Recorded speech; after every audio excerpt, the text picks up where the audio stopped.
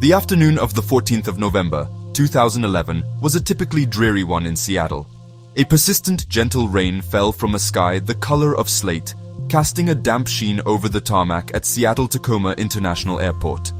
For the passengers boarding Phoenix Air Flight 782, a modern Airbus A320 destined for the sunnier climes of San Francisco, it was just another routine departure.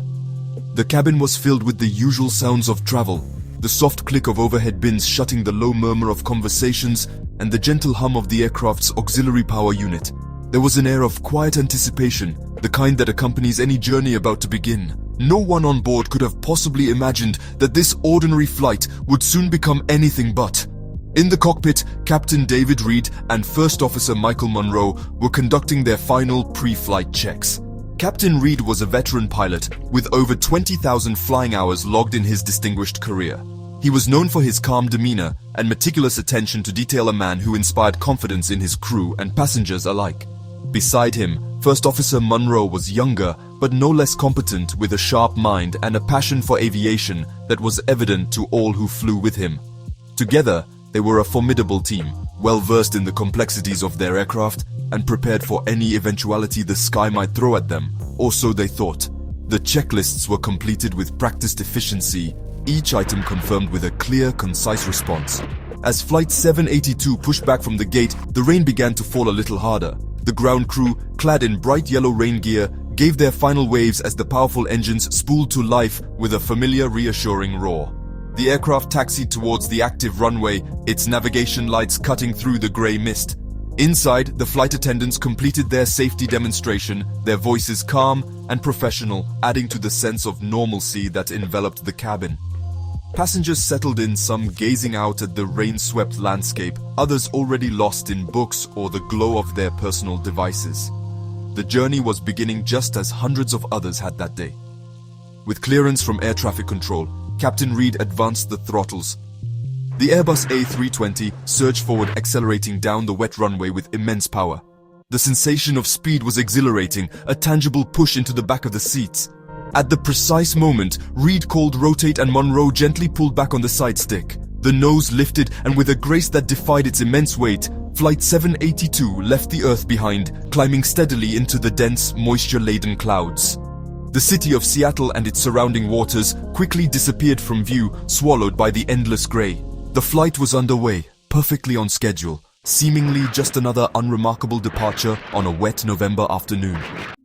For the first 20 minutes of the flight, everything was perfectly normal. The aircraft had climbed through the thick cloud layer and settled at its cruising altitude of 35,000 feet. The seatbelt sign had been switched off, and the cabin crew began their service. Below the clouds, the rugged terrain of the Cascade Mountains passed unseen. In the cockpit, Captain Reed and First Officer Monroe monitored the instruments, their conversation light and professional. The autopilot was engaged, steering the aircraft on its designated course. The two engines, marvels of modern engineering, hummed along with a steady, powerful drone, the very heartbeat of the flight, a sound so constant it was almost unnoticeable. Suddenly, a series of sharp, jarring bangs echoed from the left side of the aircraft. The vibrations were immediate and violent, shaking the entire airframe. In the cockpit, a cacophony of alarms erupted. Warning lights flashed across the instrument panel, demanding the pilot's urgent attention. A quick scan of the engine displays confirmed their worst fears. The left engine, engine number 1, had suffered a catastrophic failure. Its readings were plummeting, oil pressure had vanished, and the turbine temperature was soaring to critical levels. Captain Reed, his voice firm and devoid of panic, immediately took manual control of the aircraft. "My aircraft," he stated, his hands moving with instinct and training to stabilize their course. As Reed and Monroe worked through the emergency checklist for an engine failure, a second, equally violent series of jolts shook the plane, this time from the right. A dreadful, almost unbelievable silence followed. The steady, reassuring hum of the engines was gone, replaced by the eerie sound of the wind rushing past the fuselage. The alarms in the cockpit screamed a new, more terrifying message. Engine number 2 had also failed. Both engines were now dead. The Airbus A320, a sophisticated flying machine, had been reduced to a 70-ton glider. They were now falling, losing precious altitude with every passing second, alone in the sky above a vast and unforgiving wilderness. The impossible had happened. The odds of a single modern jet engine failing are incredibly remote. The odds of two failing independently on the same flight are almost astronomical. In the cabin, the sudden silence was more terrifying than any noise. Passengers exchanged frightened glances, their conversations cut short. The aircraft, no longer powered, began a slow, gentle descent. The flight attendants, their own fear masked by a veneer of professional calm, moved through the aisle, instructing passengers to return to their seats and fasten their seat belts. In the cockpit, Reed and Monroe were faced with a challenge that every pilot trains for but prays they will never encounter: how to land a powerless jetliner. With both engines lost, Captain Reed and First Officer Monroe were now in a race against time and gravity. Their primary focus shifted from flying the aircraft to managing its descent. An A320 glides surprisingly well, but it was still losing altitude at a rate of nearly 2,000 feet per minute. They had to find a place to land, and they had to find it quickly. The mountainous terrain below, hidden by the thick blanket of clouds, offered no easy options. Every decision was critical. Monroe immediately began working the radio, declaring a mayday to air traffic control. "Mayday, mayday, mayday," his voice was steady. "Phoenix 782, we've lost both engines. We are in a total power-off descent." The air traffic controller's voice came back, laced with urgency but professional. They relayed vectors to the nearest major airport, but Reed knew instantly it was too far. They would never make it. They needed something closer. Anything. Monroe began deploying the Ram air turbine, or RAT, a small emergency propeller that drops from the fuselage to generate essential hydraulic and electrical power from the airflow. Its deployment caused a distinct thud and a new, low, whirring sound, but it brought the primary flight displays back to life, giving them the vital information they needed to fly the powerless aircraft. It was a small victory in a desperate situation. As they descended through 15,000 feet, they broke through the bottom layer of the clouds. The view that met them was breathtakingly stark and terrifying. Below them lay a seemingly endless expanse of jagged, snow-dusted peaks and deep forested valleys of the Cascade Mountains. There were no cities, no highways, no open fields, nothing that looked remotely like a safe landing spot. It was a wilderness as beautiful as it was hostile. Reed scanned the horizon, his mind working furiously, calculating their glide ratio, their speed, and the rapidly changing landscape. He was searching for any strip of land flat enough and long enough to attempt a landing. Then, Monroe spotted it. On a small plateau nestled between two peaks, he saw a thin, dark line that looked out of place. It was a small, unpaved airstrip, likely used for forest service or private light aircraft. It was impossibly short, perched precariously on the side of a mountain, but it was their only chance. "There," Monroe said, pointing. "Captain, 3 o'clock." Reed banked the silent aircraft, lining it up for an approach. It was a desperate gamble. The runway was designed for small propeller planes, not a commercial jetliner. But with no other options, it was a gamble they had to take. The lives of everyone on board now depended on their ability to perform a perfect dead-stick landing in the worst possible conditions. With their target in sight, Captain Reed focused all his skill and experience on the approach. Gliding a powerless A320 onto a short, high-altitude runway was a maneuver of incredible difficulty, demanding absolute precision. He had only one attempt, there would be no go-around. He had to manage their airspeed perfectly. Too fast, and they would overshoot the runway and plummet into the canyon beyond. Too slow, and the aircraft would stall and fall from the sky. First Officer Monroe called out their altitude and airspeed, his voice a steady metronome of critical information, allowing Reed to concentrate solely on the feel of the aircraft and the view through the cockpit window. In the cabin, the atmosphere was one of controlled fear. The flight attendants, trained for just such a crisis, moved with purpose and authority. "Heads down, stay down, brace, brace, brace," they shouted in unison, their voices projecting over the rising anxiety of the passengers. They checked that everyone's seatbelt was tight and that they were in the correct brace position, heads down and hands clasped over them. The passengers followed the instructions, a silent, collective prayer hanging in the air. They could see the terrifying rocky landscape rushing up to meet them through the windows. The silence of the dead engines was now filled by the sound of the wind screaming past the aircraft and the crew's urgent commands. Captain Reed masterfully guided the heavy glider, making small, precise adjustments to the flight controls. He was flying the aircraft by pure instinct, feeling the energy state of his machine. The small mountain airstrip grew larger in the windscreen. He knew the landing would be violent. The unpaved surface and the short length meant the aircraft would not roll to a gentle stop. He had to land it hard to ensure the wheels gripped the gravel immediately and then use every available means to slow the massive jet down. He made the call over the intercom, his voice ringing with authority and a strange sense of calm.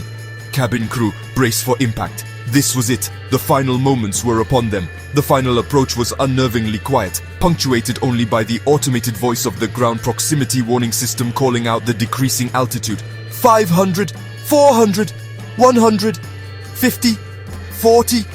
Reed flared the aircraft at the last possible second, raising the nose slightly to bleed off the last bit of speed and soften the touchdown. The main landing gear slammed onto the gravel runway with a tremendous bone-jarring impact that tore through the entire fuselage. The aircraft bounced once, hard, before settling back onto the ground. The pilots immediately deployed the speed brakes and stood on the emergency brakes, but the runway was running out far too quickly. The plane veered violently off the gravel, plowing through snow and dirt as it headed for the trees at the end of the strip. The final moments of Flight 782 were a chaotic symphony of destruction. As the Airbus careened off the end of the short airstrip, it plowed into the dense forest. The sound of shearing metal was deafening as the left wing clipped a large pine tree and was torn from the fuselage. The impact sent the aircraft slewing sideways, its momentum still immense. The right engine, already dead, was ripped away as it dug into the frozen earth. The plane skidded for several hundred more feet, shedding parts as it went, before the nose section slammed into a rocky outcrop and the fuselage finally broke apart just behind the wings, coming to a screeching, violent halt. Then, an eerie silence descended once more, broken only by the drip of fuel and the soft whimpering of the injured. Miraculously, despite the horrific impact and the complete destruction of the aircraft, there was no fire. The cold, damp conditions and the fact that the fuel tanks in the separated wing had been torn away from the main wreckage likely prevented a catastrophic explosion. Inside the fractured cabin, crew and passengers began to stir. Captain Reed and First Officer Monroe, though battered and bruised, were alive. Their first instinct was to begin the evacuation. Despite the damage, their training took over, and they worked to get the emergency exits open. The bravery displayed in those first few minutes was extraordinary. Passengers, some injured themselves, helped one another unbuckle their seatbelts and move towards the exits. The flight attendants, demonstrating incredible courage, directed the evacuation, their voices cutting through the initial shock and confusion. They guided people away from the wreckage, establishing a safe assembly point clear of any potential fire hazards. They administered first aid to the injured, using the onboard kits, creating makeshift bandages, and comforting those in shock. It was a testament to the human spirit, a scene of chaos transformed by acts of selfless courage and cooperation among strangers united by tragedy. Because of Monroe's Mayday call, rescue teams had already been scrambled. The aircraft's emergency locator transmitter had activated upon impact, providing a precise location. Within 2 hours, the first helicopters arrived on the scene, their rotors beating a rhythm of hope against the mountain silence. Rescue workers were lowered down to the crash site and began the difficult process of triaging the injured and evacuating the most critical cases. The location was remote and challenging, but the response was swift and effective. Against all odds, every single person on board Flight 782 had survived the crash landing, a fact that investigators would later call an absolute miracle.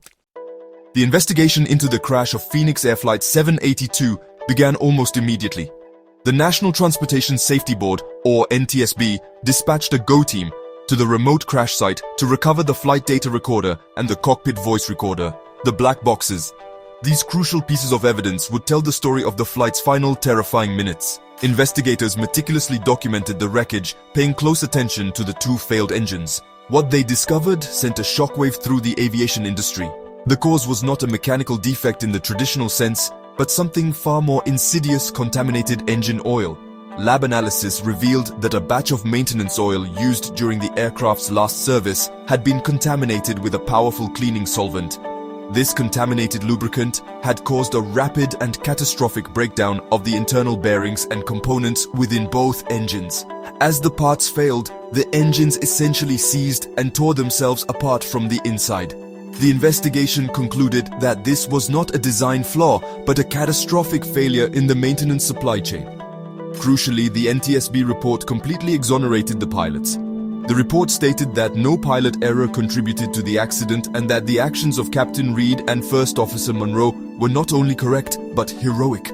The crew of Flight 782 were lauded for their incredible airmanship and professionalism. Captain Reed's masterful handling of the powerless aircraft and his decision to aim for the impossibly short runway were credited with saving everyone on board. First Officer Monroe's calm and efficient execution of emergency procedures and communication was equally vital. The flight attendants were also commended for their bravery and their textbook execution of the emergency evacuation. The story of Flight 782 became a powerful example of how training, skill, and grace under extreme pressure can avert a far greater tragedy. They had faced an impossible situation and, through their actions, achieved a miraculous outcome. The accident led to immediate and sweeping changes in aviation safety protocols worldwide. Airlines and maintenance facilities implemented far more stringent testing and verification procedures for all fluids and lubricants used in aircraft. The case of the contaminated oil became a stark reminder of how a seemingly minor oversight in the supply chain could have devastating consequences. Today, the story of Phoenix Air Flight 782 is a mandatory case study in flight schools and pilot training centers around the globe. It serves as a vital lesson in crew resource management, emergency decision-making, and the sheer unpredictability of flying. The legacy of that gray Seattle afternoon is written in safety manuals and training simulators, ensuring that the lessons learned from the brink of disaster continue to protect countless lives in the skies.